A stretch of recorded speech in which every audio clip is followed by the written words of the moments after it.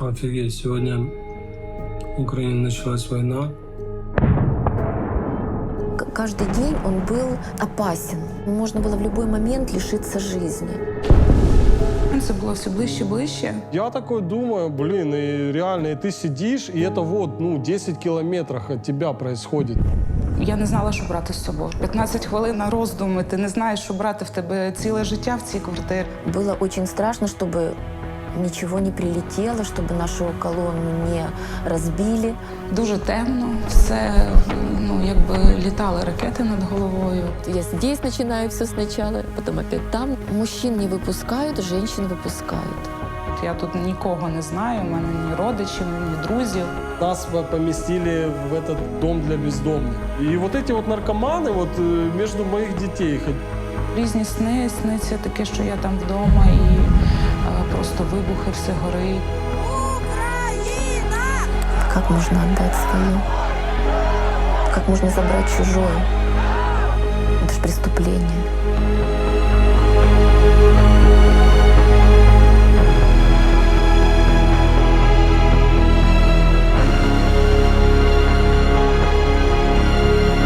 Я готова їхати додому. Прямо самою.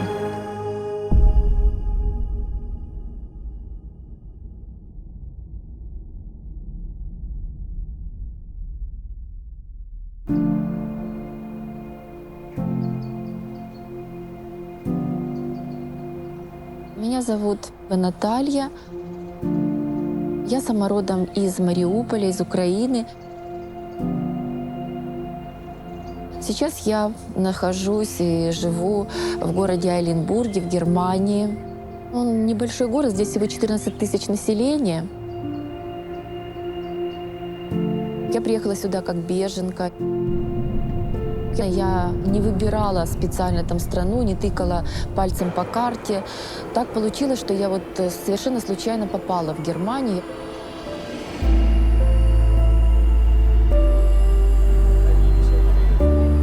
Мене звати Олена. Я приїхала з Києва. Зараз я знаходжусь в Великобританії, в місті Манчестер. Великобританія, вона привчає до зручностей. Я себе тут відчуваю безпечно щодо, наприклад, війни. Я не думала, що я поїду надовго. І це досить важко. Але це, знаєте, як 5 стадій прийняття. Наразі вже більше року і до цього звикаєш. Однієї досить дуже важко. Всіх друзів у мене розкидало по світу, хто де.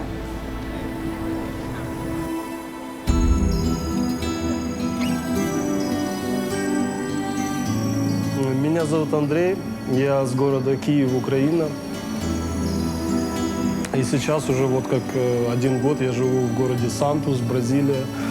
И это город известен своим кофе и своими великими футболистами, такими как Пеле и Неймар.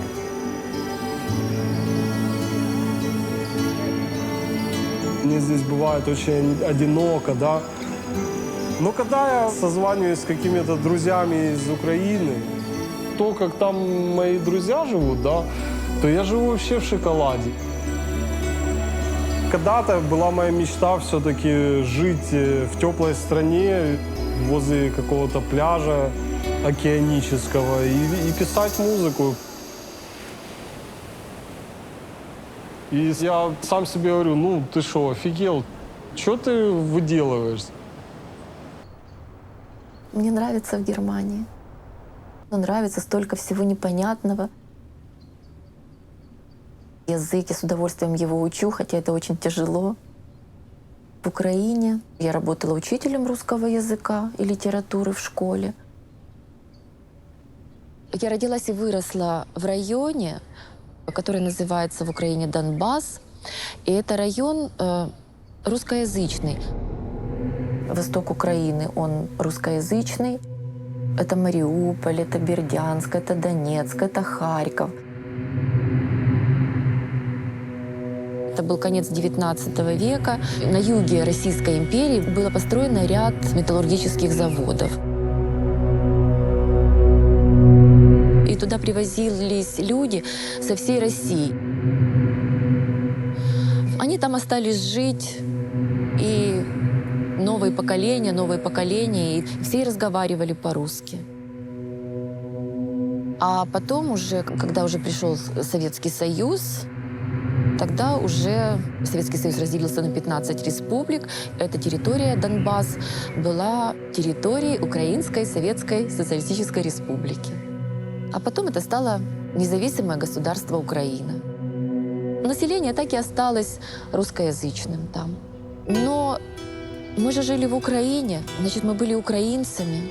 Я себя всегда чувствовала украинкой.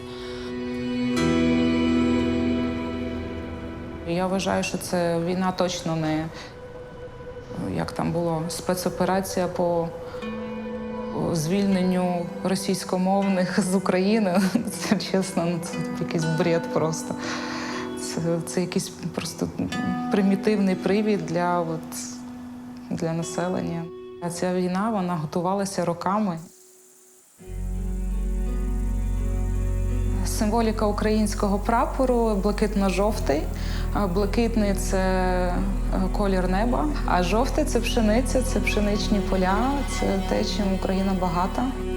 Україна дуже ресурсна країна в плані земель і ресурсів, в принципі, нафти, пшениці, всього зернового, агропромисловості. У нас дуже ресурсні люди і інтелігентні. Человек, который раз попробовал наши фруктики, овощи, он не забудет о них никогда. Может, потому что я украинец, но это лучшая еда в мире. Дуже багато людей по всій Україні досить добре жили, працювали, заробляли, навчалися, розвивалися, і все було чудово насправді. Просто так геополітично склалося, що ми розташовані, що це територія, плацдарм для вияснення відносин між країнами-лідерами світу.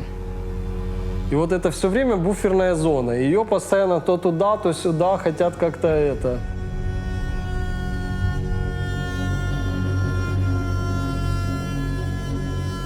Начиная с 2014 года особенно, в захваченных, допустим, территориях, уже тогда Луганская, Донецкая область, там шла четкая пропаганда, что русскоязычное население Украины притесняют.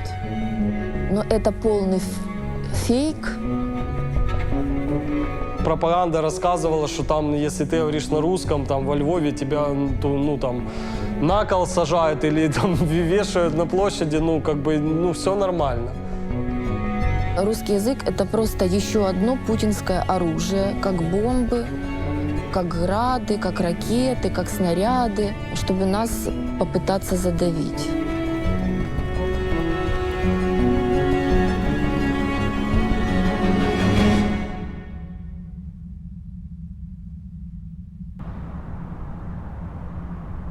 Накануне 23 февраля мы понимали, что что-то уже, возможно, будет на следующий день происходить.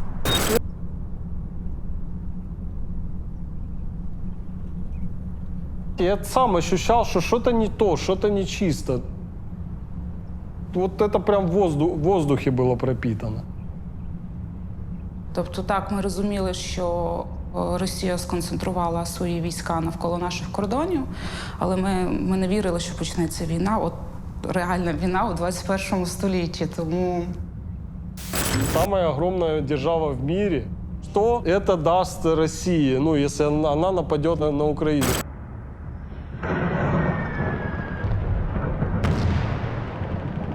— 24 февраля мы проснулись в 4 от каких-то странных звуков, толчков. Муж уже не спал, он зашел в комнату и говорит: «НАТО, началось». Я проснулся от того, что над моим домом пролетает военный самолет. То есть он сверхзвуковой самолет.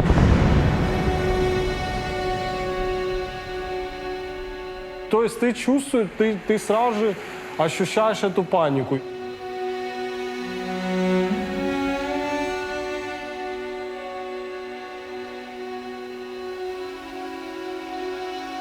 Просто включаю, начинаю ленты, война, началась война, и ты такой в окно, люди все собираются, все пакуют чемоданы в машины, все уезжают.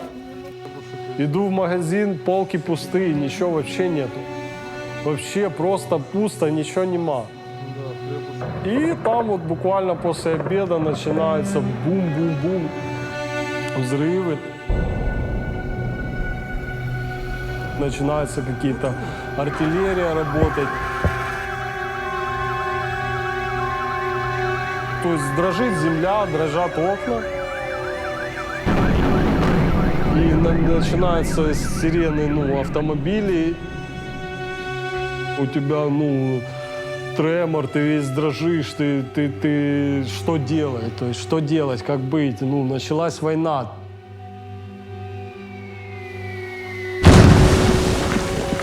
И сегодня в Украине началась война.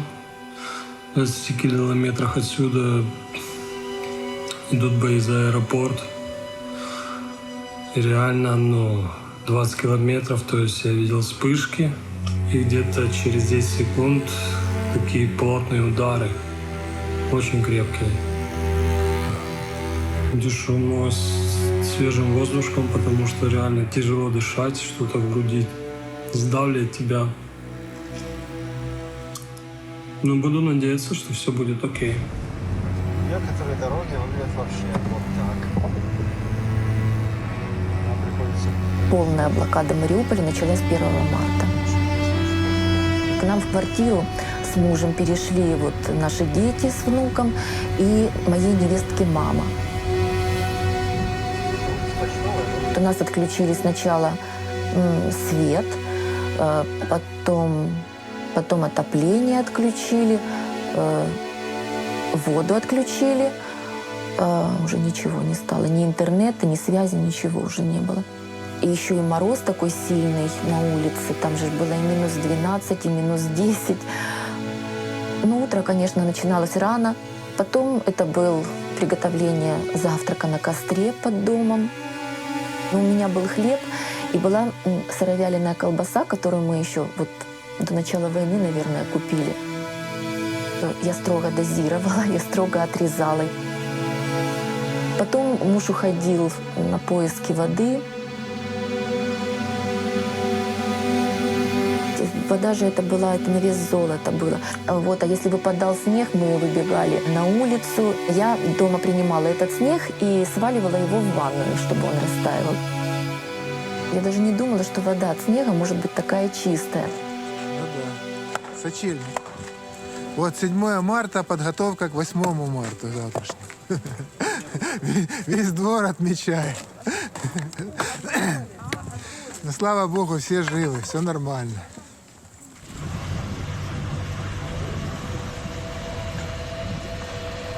Есть у нас там группы, переписки. Люди писали, что, ребята, если у вас дети, если у вас какая-то есть возможность, уезжайте.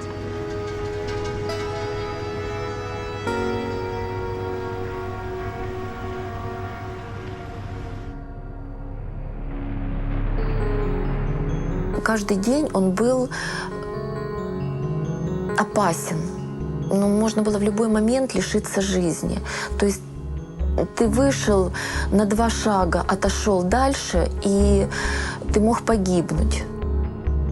Было очень много погибших людей на улицах города и у нас на микрорайоне. И благодаря морозу эти трупы лежали еще как, в том виде, как люди упали. В промежутках это были и подвалы, но мы же не знали, сколько мы просидим в Мариуполе. 6 марта, воскресенье, Мариуполь, Черемушки.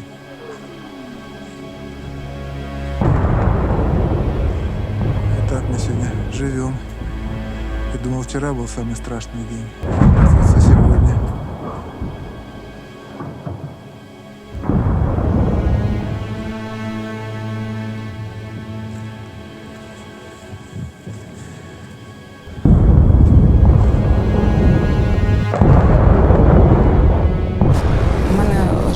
Києві, в центрі. У перший тиждень, коли от ці бойові дії всі почалися і все от взривалося, гриміло, і ці сирени, я виїхала за місто. Перший день, коли перші почали вибухи, в мене собака потім від кожного звуку прилягала на землю. І було страшно. На той час ми вважали, що за містом буде більш безпечне місце для пересидіння. Я не знала, що брати з собою. 15 хвилин на роздуми, ти не знаєш, що брати, в тебе ціле життя в цій квартирі, розумієш? Я дзвоню своєму другу, кажу, що брати.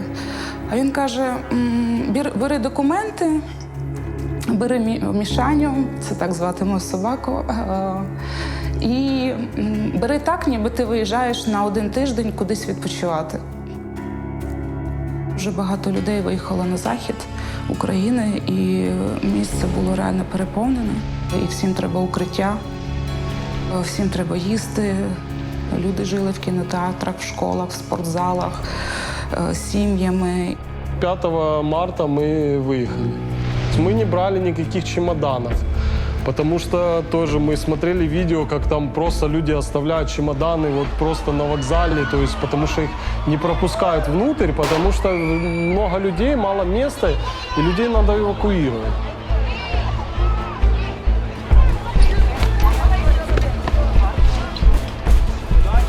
Мы взяли 3 рюкзака, и 1 рюкзак был там еда какая-то, там какой-то каремат, потом памперсы какие-то, влажные салфетки детям, какие-то документы, какие-то ценные вещи, какие-то там ноутбуки хотя бы, телефоны, все. Холод был, мороз, дети все замерзли. Ну, холодно было, наверное, градусов -3 где-то было. В один пояс там до Львова, и там биток, там все бегут туда и говорят, не, мужчин мы не пропускаем, мужчин нет. Там 2 детей, они ручные. Как жена с 2 детьми, она у меня маленькая, как она с 2 детьми, то есть вообще не вариант. Тогда на детях рисовали номер телефона, мамы, папы, если дитё потеряется, чтобы связались с родителями.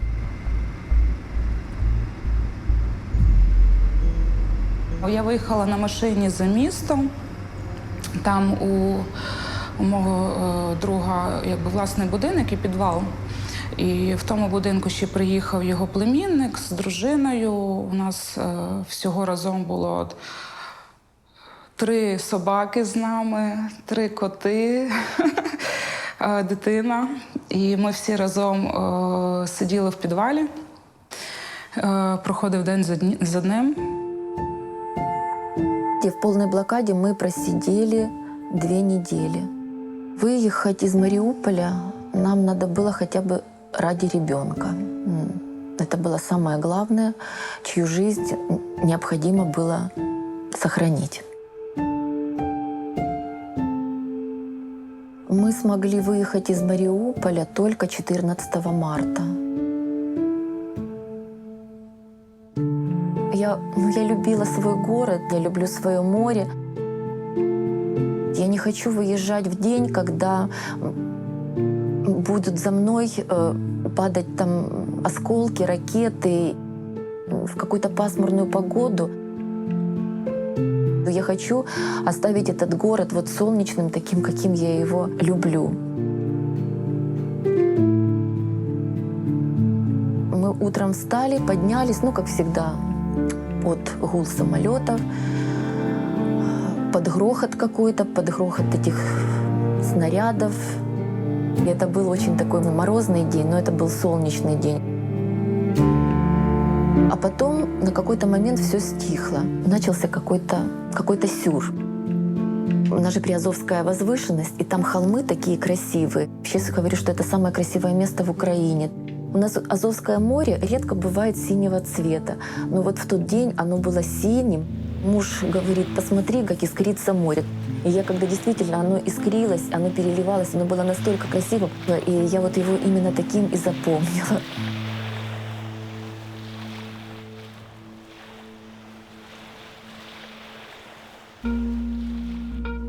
Мы выезжали на зеленые коридоры, которые организовывала украинская власть.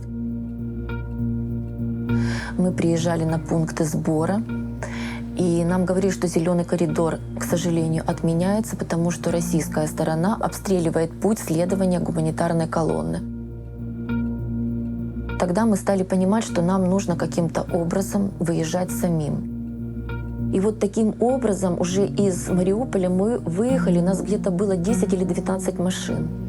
У нас же были на стеклах написано «Дети», вот это вот как гуманитарная колонна.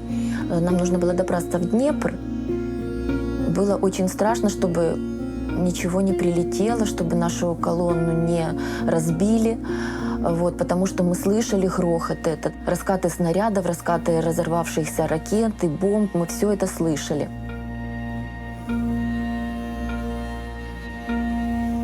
Когда мы выбрались из Мариуполя, мы несколько месяцев жили в разных местах. Мы объездили практически всю незахваченную оккупантами часть України. Найстрашніше становилося, коли сідає сонце. Коли ти не бачиш, що навкруги, ти тільки чуєш ці вибухи, і вони дуже близько. І з кожним днем це було все ближче і ближче. І потім чуєш не просто вибухи, а як пулеметну дробь. Тобто ти постійно ти-ди-ди-ди-ди, і воно все ближче. Я взагалі не могла спати. Взагалі я не могла виключитись. Єдине, що я робила, це я постійно прибирала. У мене був якийсь антистрес. Я постійно прибирала, я вимила весь будинок повністю, весь підвал. Все вимивала, просто це в мене був такий, як, треба ще чимось зайнятися, бо інакше ти просто сидиш постійно у новинах. Потім виявилося, що це місце, де ми знаходилися, воно було найбільш сконцентроване агресією. Я взяла свою собаку і сіла за руль і почала їхати в сторону батьків. Їхала я 3 дні полями, дуже темно, все, літали ракети над головою, ночували в полі, як старого, не знаю, общежиття чи щось таке. Але було холодно, і я спала от прям в куртці з Мішанею під мишкою, бо він теплий. Я коли побачила місце, де проживають мої батьки, я плакала від щастя, що я добралася. Я просто добралася, і це було...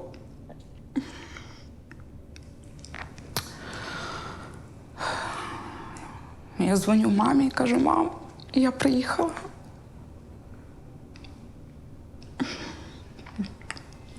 Ми от жили у моїх батьків, і 2 місяці це був шок. Тому на той момент, звісно, в мене не було ніяких думок, що я буду виїжджати надовго.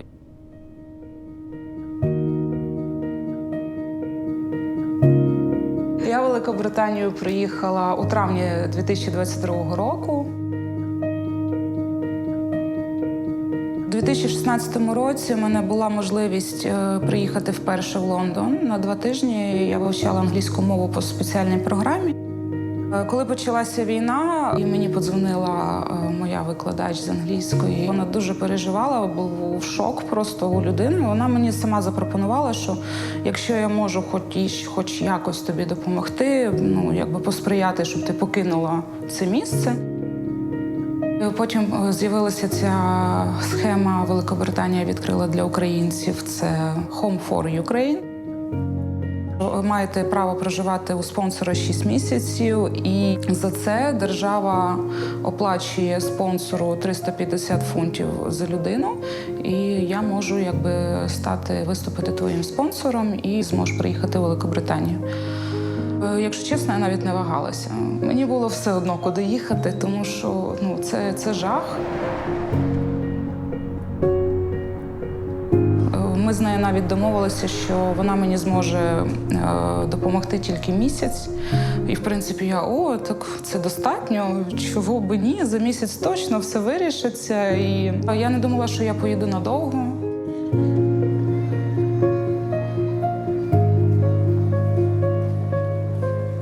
Великобританія дуже допомагала. Спочатку, я пам'ятаю, коли приїхала до Лондону, У нас був безкоштовний проїзд на транспорті будь-куди. Ну, тобто метро, автобуси, трамваї, різні курси ти можеш відвідувати по підвищенню твоєї кваліфікації.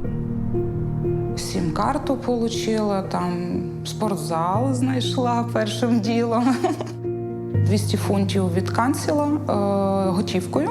Я отримала BRP, я відкрила рахунок в банку. Місяць пролетів дуже швидко. І стало питання повертатись додому, чи що робити далі. Ну, повертатись додому був не варіант, тому що це все продовжувалося. І в Києві були постійні атаки, сирени. Я прям не знаю, що далі, куди йти, одне і те ж.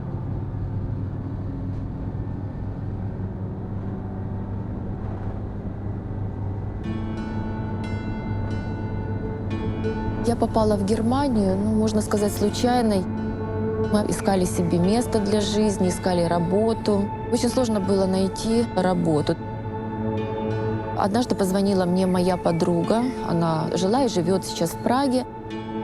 Она узнала, что в 20 километрах от Лейпцига есть общежитие для беженцев. И я решила, что я поеду сама на разведку. Потому что работы я себе не могла найти. Нужно было оплачивать съемное жилье. Я попала сразу в Шартау, в это общежитие. Я только здесь узнала, что здесь очень хорошее пособие для украинцев. Что здесь государство берет на себя выплаты за жилье, за обучение на курсах немецкого языка, пособие. Здесь хорошее пособие, 500 евро. Я решила, что я поеду сама на разведку. Я думала, не понравится, я вернусь. И, в общем-то, я осталась, но невестка сказала, нет, мы будем своей семьей там, в Украине. Я 9 месяцев прожила в этом общежитии. Я себя чувствовала очень одиноко. Шартау — это такая маленькая деревня, 25 километров от Эйленбурга. Ну, вообще никого здесь не знала в этом городе.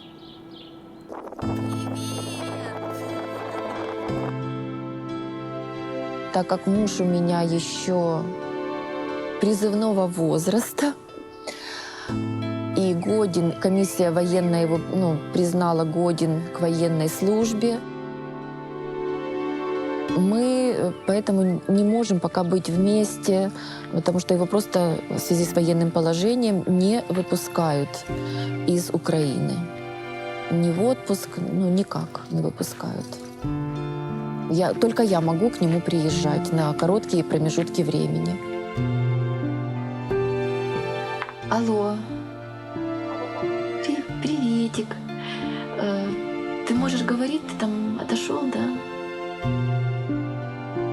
Мужчин не выпускают, женщин выпускают. London is capital of what?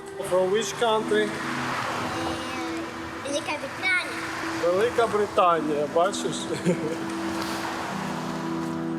По закону, если у тебя от 3 детей, если у тебя инвалидность, если ты отец-одиночка, еще там какие-то пункты. Если ты под эти пункты не попадаешь, то ты обязан защищать родину. Так как у меня 3 детей, я могу выехать из страны.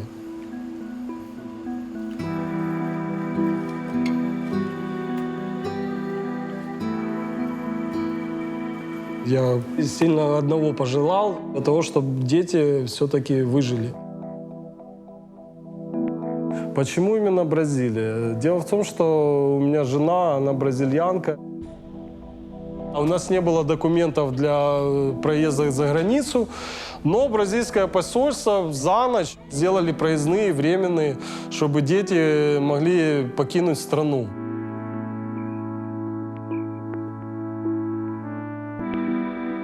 Бразильское посольство Нас эвакуировало, мы прилетели сюда на самолете Министерства обороны Бразилии.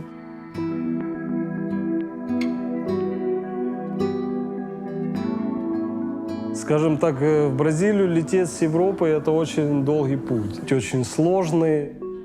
Мы полетели в Бразилию, столица Бразилии.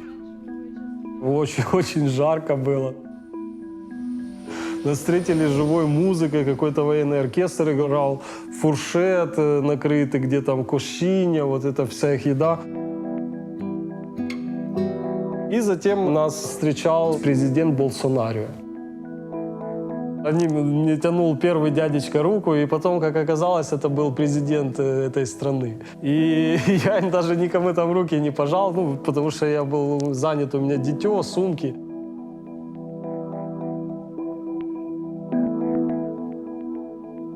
Как я узнал после, что они нас эвакуировали только потому, что люди здесь, в Бразилии, начали их жестко пушить. Так как началась война, и начали, давайте наших, эвакуируйте наших людей из Украины. А они особо не хотели. Я им по гроб жизни благодарен, потому что эти люди действительно очень сильно помогли моей семье.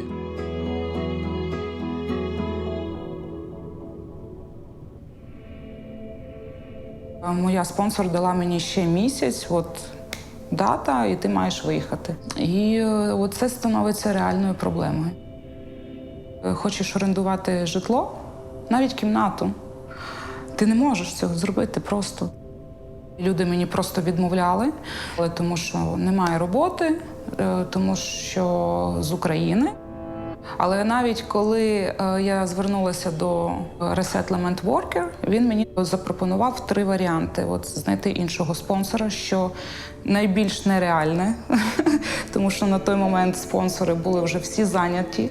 Другий варіант він мені запропонував – це тимчасовий шелтер, це укриття, яке забезпечує Україна. Але ти точно не будеш мати свою кімнату, це буде якби ліжко в кімнаті, де будуть жити там 4 особи, не знаю, 6, може 2, по-різному, як пощастить. Це в різних таких районах за Лондоном, не зовсім безпечних, так скажемо. А третій варіант, він мені запропонував все ж таки спробувати домовитися зі своїм спонсором теперішнім. Вона написала офіційне листа до канцлера, що вона офіційно відмовляється бути моїм спонсором, і обґрунтувала чому. А коли вона написала цей лист, то я офіційно залишалася як homeless, як без домівки.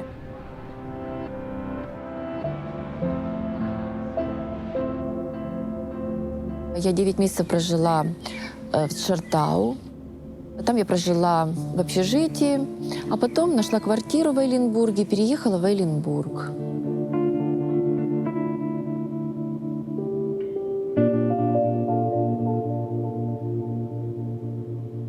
Здесь очень много пожилых людей живет.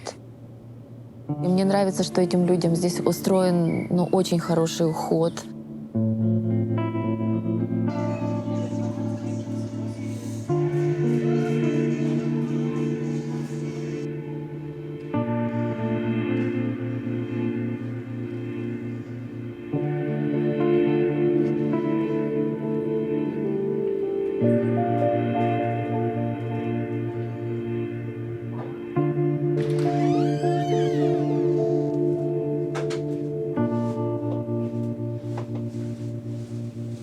Как-то мне было,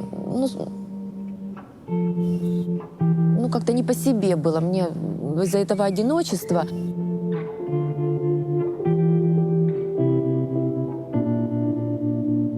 Алло, привет. Ты дома, да? Да. Угу. Сын с семьей были в Голландии, и мы решили воссоединиться. Я все сделаю там, что нужно с миграционной службой, помогу. Это было очень много писем, это было очень много разных организаций, миграционные службы, джоб-центры. Это нужно было все узнать, все выяснить, везде написать письмо, чтобы разрешили. И в итоге нам повезло. И сейчас дети живут тоже в Айленбурге. Точно так же у них статус беженцев. Правительство Германии, которым большое спасибо, что они содержат эти семьи.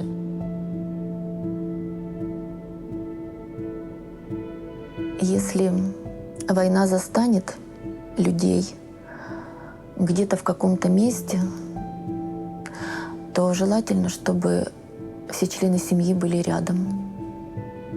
Потому что можно просто не найти уже кого-то будет.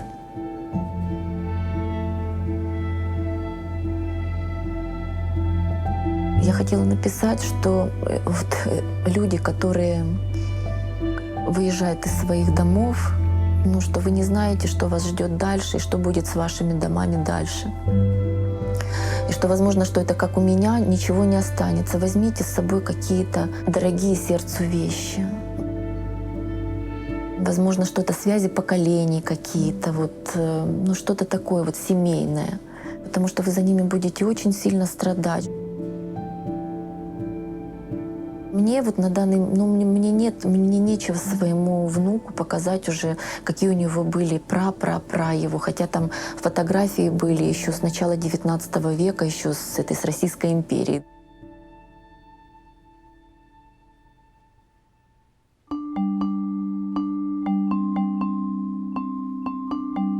З травня 2023 року я приїхала в Манчестер.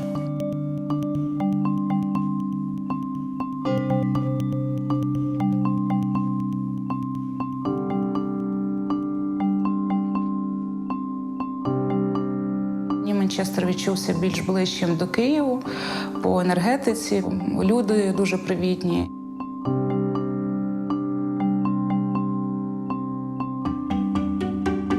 Але найголовніша причина була це житло. Я знайшла тут, в принципі, досить швидко і досить хороше житло за менші кошти, ніж в Лондоні.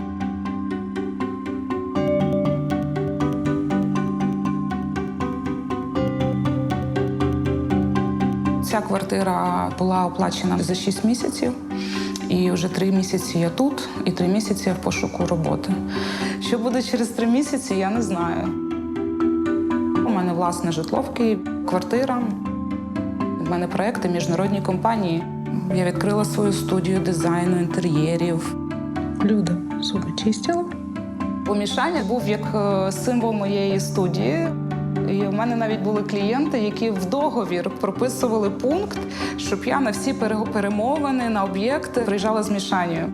Мішаню знали всі. Дуже сумую за ним. Особливо тут, в квартирі, коли одна, постійно тишина.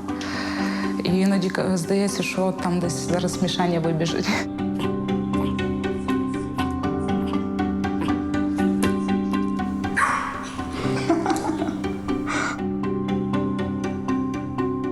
Я дуже сумую за свою роботу.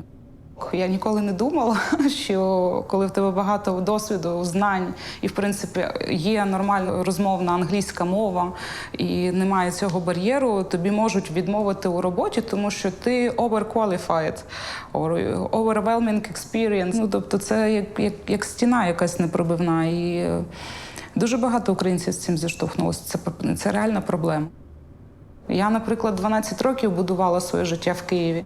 Я була там і офіціантом працювала, і в Макдональдсі працювала. І зараз через 12 років опинитися в ситуації, де мені треба знову йти в Макдональдс, грубо кажучи, я не знаю. Не всім вдалося влаштуватися. Не всі українці готові йти на якісь низькокваліфіковані роботи, оскільки в них були керівні посади в Україні, або свої бізнеси, або там 2 освіти і вище вони мають. Коли ти вже так за 30-35, то тобі досить важко відкотитися назад на стільки рівнів вниз. Це принижує твоє самоповагу, це принижує твою самоповагу. Я досі в пошуку. Це я сиджу кожен день, я пишу листи, я ходжу на різні івенти. І це, це досить іноді прям такий гівап. Прям все, я прям здаюся, я прям не знаю, що далі.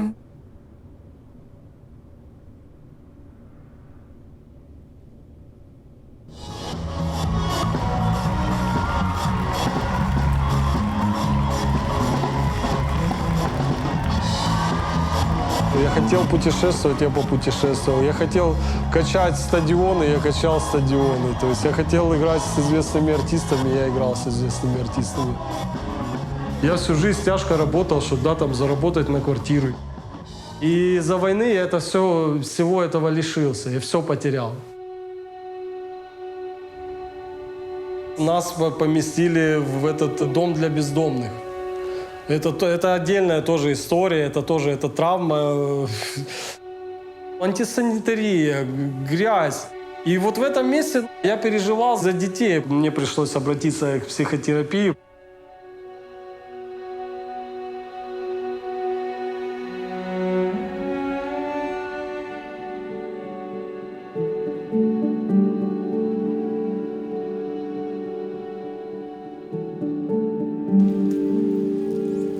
Меня разрывает от того, что я вот сейчас в таком, я в подвешенном состоянии, и это для меня каторга.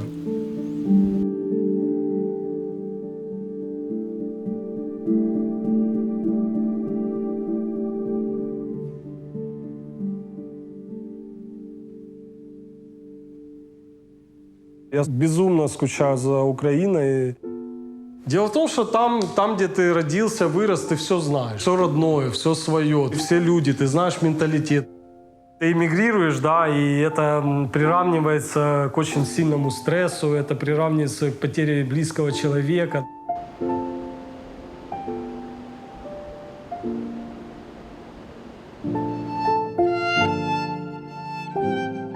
Як я себе тут відчуваю? Самотньо. Я тут нікого не знаю, у мене ні родичів, ні друзів. Однією дуже важко. Слава Богу, що є цей телефон. Велика допомога щоденна – це батьки. От мама з татом – це у нас щоденний зв'язок, там максимум через день. І мама у мене – це просто, я не знаю, я вдячна просто безмежно за те, що у мене з мамою такі відносини. Ты понимаешь, что что-то планировать сейчас нету смысла, потому что мы не знаем, что будет завтра. Может, завтра кто-то сойдет с ума и начнет просто пулять атомным оружием, и все закончится.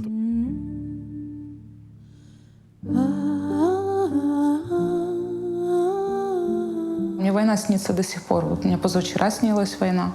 Очень часто снится война после реальной войны.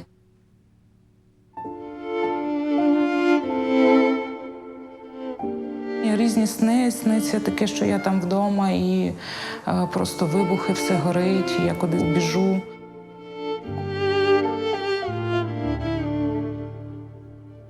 Буває таке, що я вже просто повертаюсь розгромленою в свою квартиру і не можу знайти свої речі, все, що я там залишила, все згоріло. От такі бувають сни. Бувають сни, де я воюю, де я сиджу вдома, бачу, що там щось наступає, і я просто беру, і підключаюся до якоїсь команди і починаю з ними це захищатися.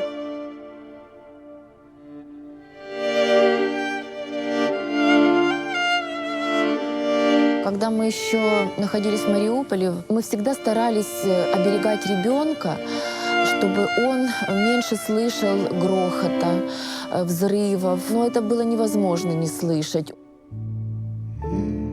И вот даже сейчас, здесь, в мирной Германии, и тут еще как раз вот рядом аэропорт, и самолеты очень часто здесь летают. И малыш, которому уже сейчас 2 почти с половиной годика, он первое время очень боялся этого рева самолетов и просился на ручки.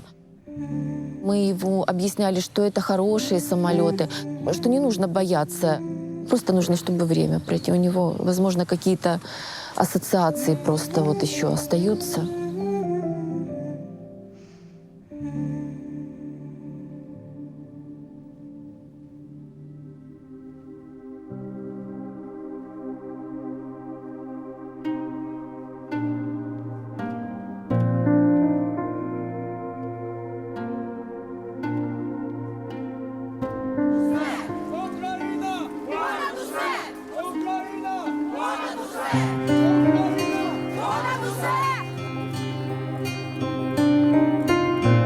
Это очень круто, что люди помогают. Если беженцу никто не будет помогать, он окажется на улице, он окажется бездомным. Потому что есть люди, да, которые в их дом попала ракета, у них вообще ни денег, ничего, у них ни документов, ничего нет. Ну и как им быть, что им делать?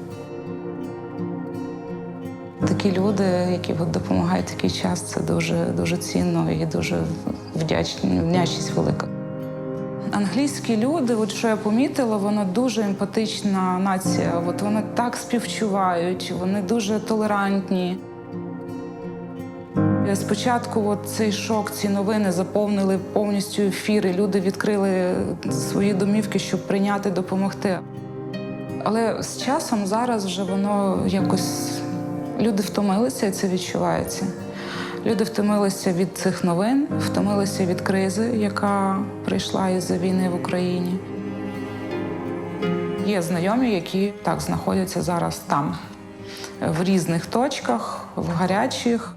Є такі, що працюють там на евакуацію поранених, є такі, що працюють на керування дронами, є ті, що безпосередньо прям сидять в окопах і стріляють.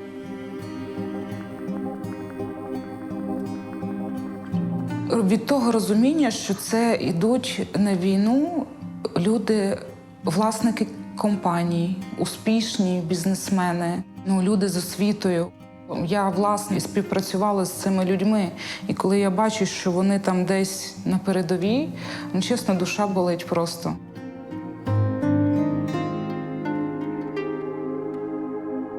Мы жили вообще отлично, замечательно.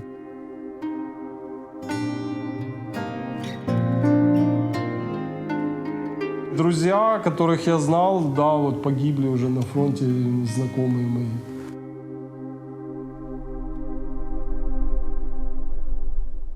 Когда мы попали на территорию ДНР, когда выезжали из Мариуполя, когда эти так называемые военные ДНР начали говорить: вы едете в Днепропетровск, там вас убьют, там украинцы, там вас убьют, вы мясо для них.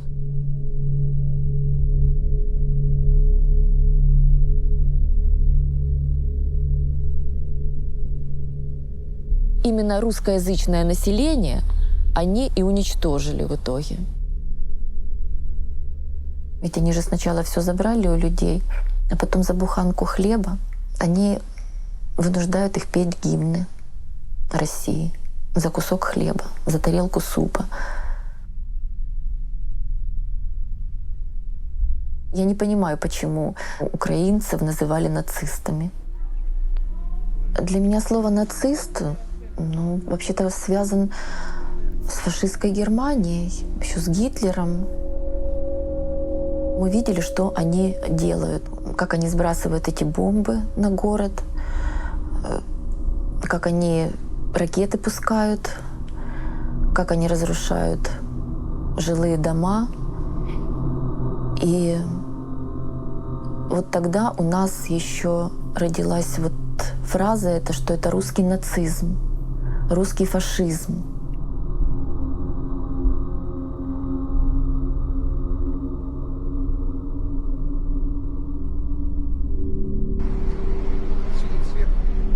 У меня муж помогал закапывать в каком-то из дворов, какого-то из соседей.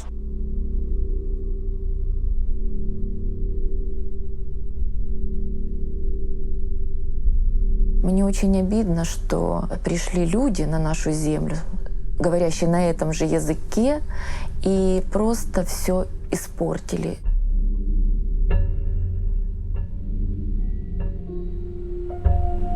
Глупость этой всей войны в том, что у меня погибли родичи и с той стороны, и с этой стороны. Родичи идут на родичей. То есть, потому что, да, у меня много, очень много родственников в России, например. Кстати, за этот весь год никто даже мне ничего не написал, не спросил вообще, как я, жив, здоров, ничего вообще. Не знаю, в чем причина, но все они что-то куда-то исчезли, все мои родственники российские. Потім, коли деякі ситуації і реальні розгроблені міста, викрадені діти, зґвалтовані жінки, це все виплило вже на світовий рівень, коли люди могли це побачити, почути, власне, російська брехня перейшла на новий рівень, що так, це війна, але тому що так. Я уже перестал смотреть какие-либо новости, потому что тоже много фейков, много неправдивой информации, и для меня лучше позвонить другу и спросить, как у него дела.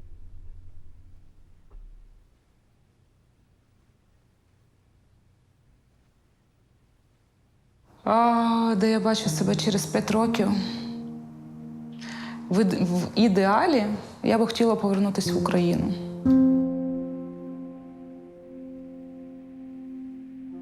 Я сподіваюся, що все-таки англійські, великобританські роботодавці знайдуть і побачать ці плюси найму українських спеціалістів до себе в компанії.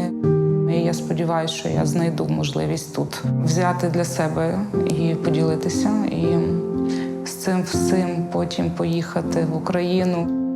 Мені б хотілося так і дітей, і сім'ю українців. Я бачу себе такою сімейною бізнесвумен. Ключи от квартиры у меня есть. Это квартирки моей. Да, в принципе, когда все закончится, я надеюсь, что я вернусь, что там все будет на месте, что ничего не будет не разбомблено. Мне кажется, что вот после войны, когда все это закончится, очень будет крутой туризм.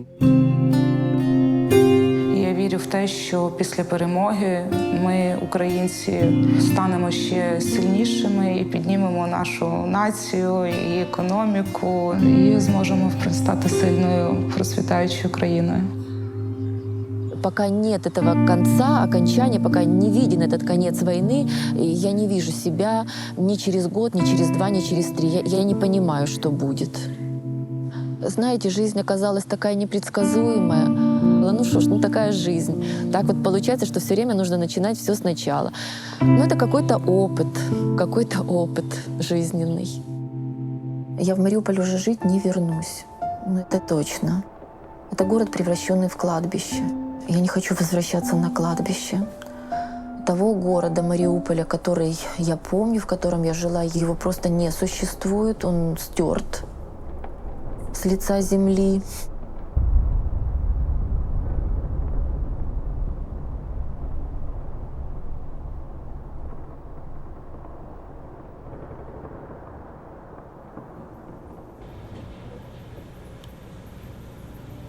Моя ошибка была в том, что я вот здесь весь год ходил, и, я потерял дом, у меня там все, вот я такой бедный, несчастный. И что мне это дает? Это мне ничего не дает, просто ты себя больше загоняешь в депрессию. Как мы говорим, если тебя съели, у тебя как минимум есть 2 выхода. Поэтому надо искать эти выходы. Ты качнись со мной, дружочек. Грустить не надо, дружочек. Здесь, конечно, есть много минусов, но есть куча плюсов. И лучше сфокусироваться на плюсах. И действительно сейчас нам всем надо принять такую данность, то есть не быть жертвами.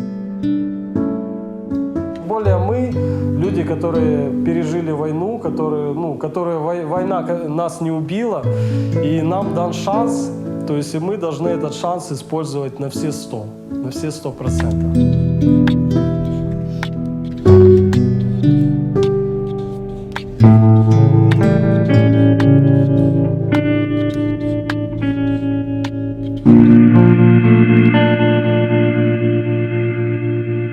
Человечество ж не учится на своих ошибках. Войны, они же происходили и происходят, и, наверное, и будут происходить.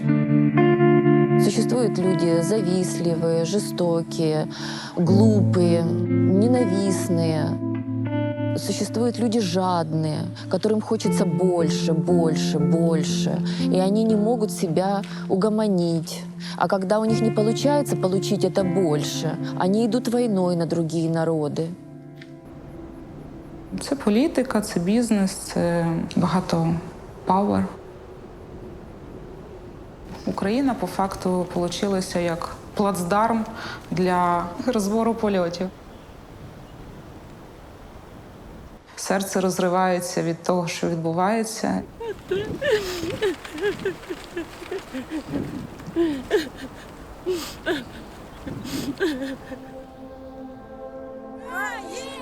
Украина! Украина! Я считаю, что можно сесть за стол. Но если Путин скажет «да, мы выводим войска», то, естественно, можно сесть за стол. Но другого же не может быть. Но я же хочу, чтобы мой Мариуполь был освобожден, чтобы оттуда вышли российские войска. Одно единственное условие у Украины. Если Путин не захочет выводить войска, значит, война будет продолжаться. К сожалению. Как можно отдать свое?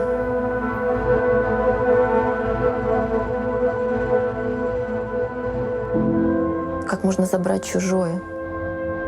Это же преступление.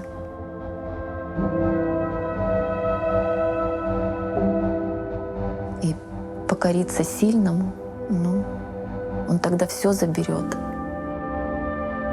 Ну, реально сейчас вся Европа на ушах. И просто если чуть-чуть отдать территории, потом они пойдут дальше. Думаешь, что да, можно чуть-чуть отдать своей земли, да, и ты думаешь, после этого будет мир в Европе? Я не думаю, в Европе люди тоже об этом не думают. Є українська ком'юніті, вона досить сильна в Манчестері. От коли зустрічаєш українця десь на вулиці, так з радістю хочеться поговорити, розпитати про все. Ти ніколи не відчуваєш такої патріотичності до країни, ніж коли ти дуже далеко і не маєш змоги повернутися. І коли ти розумієш, що твоє місто бомблять. Когда у тебя постоянно проблемы, когда тебе с кем-то надо бороться, ты потом становишься сильным, ты становишься so strong. Потому что, чтобы выжить, тебе надо бороться. Выход из зоны комфорта – это всегда большой стресс для человека, но я же сказал, мы украинцы, мы все можем пережить. Ну, я бы, наверное, просто сказала бы или посоветовала бы, что нужно верить в победу, нужно верить в своих защитников и нужно верить в Бога.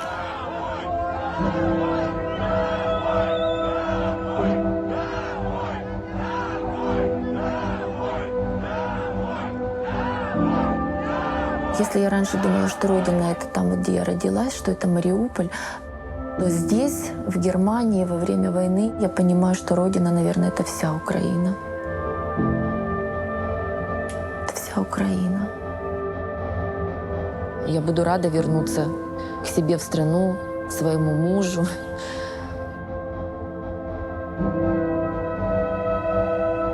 Як тільки буде перемога, я вже на валізах, я готова їхати додому. Прям сумую.